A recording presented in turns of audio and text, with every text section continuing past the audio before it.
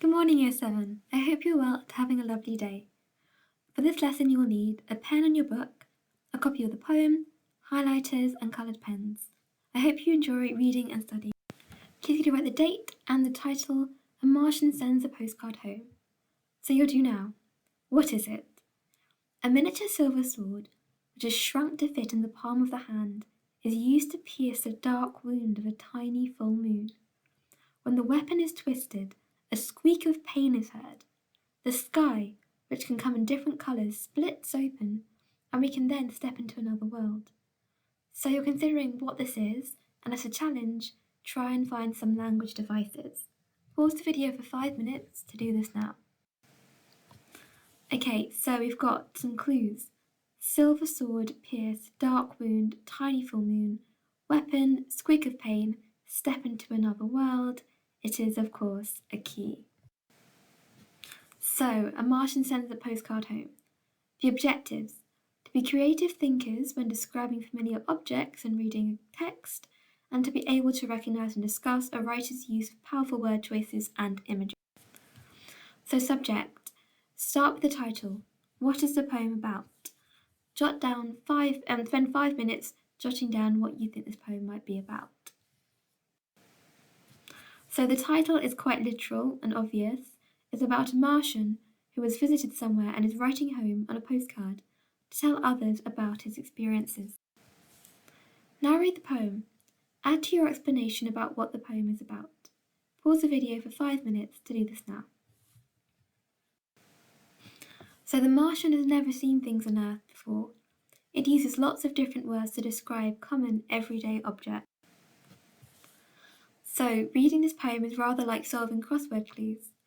Can you identify the objects the Martian is describing? Highlight the lines that tell you what each object is, then write or draw what the object is next to the line you have highlighted.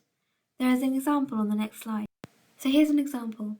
Caxtons are mechanical birds with many wings, and some are treasured for their markings. They cause ice to melt, or the body to shriek without pain. I have never seen one fly, but sometimes they perch on the hand. What do you think this is? Pause the video for a moment and jot down what you think it is. Okay, so keys in the first line, it's a book. Okay, so the objects being described. If you have not yet been able to work out the objects, have a look at these pictures and see if you can find where they're being described in the poem. So pause the video now to do this. So as we've talked about, this section refers to books. Mist is when the sky is tired of flight and rests a soft machine on the ground. Then the world is dim and bookish, like engravings on the tissue paper. So, mist. Rain is when the earth is television. It has the property of making colours darker. So Model T is a room with the lock inside. A key is turned to free the world. For movement, so quick there is a film to watch for anything missed. So this is referring to a car. But time is tied to the wrist or kept in a box, ticking with impatience. So of course that's a watch. In homes, a haunted apparatus sleeps, that snores when you pick it up. If the ghost cries, they carry it to their lips and soothe it to sleep with sounds, and yet they wake it up deliberately by tickling with a finger. So that's a telephone. So only the young are allowed to suffer openly. Adults go to a punishment room, with water but nothing to eat.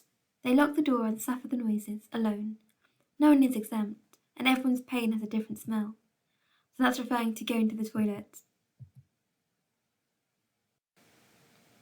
At night, when all the colours die, they hide in pairs and read about themselves in colour, with their eyelids shut.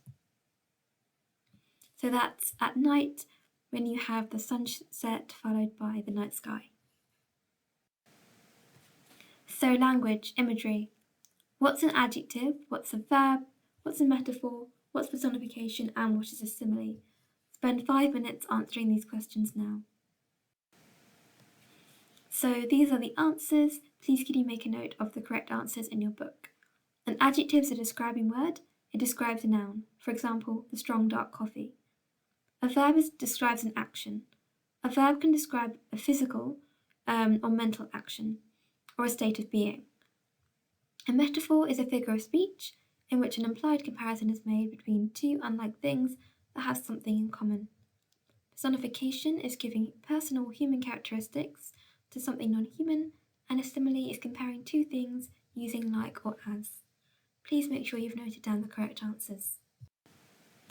So now we're going to identify the language techniques used in the poem. If you're struggling to find any by yourself, have a look at the next slide for help.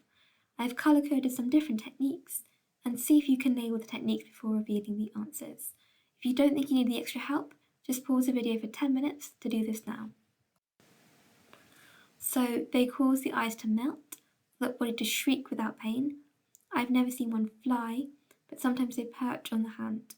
Mist is when the sky is tired of flight, then the world is dim and bookish, like engravings under tissue paper.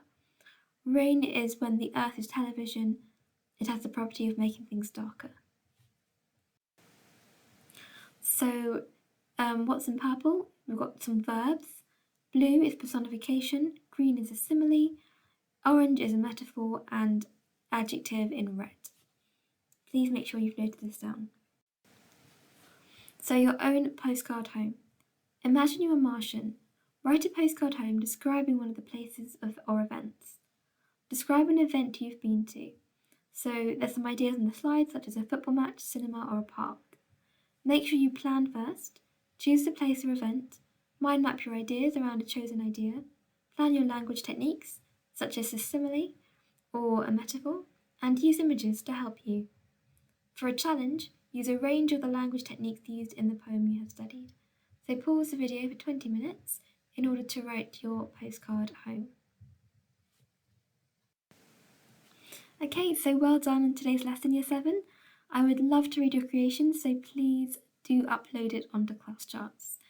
Thank you very much for your hard work today, and I'll see you next time.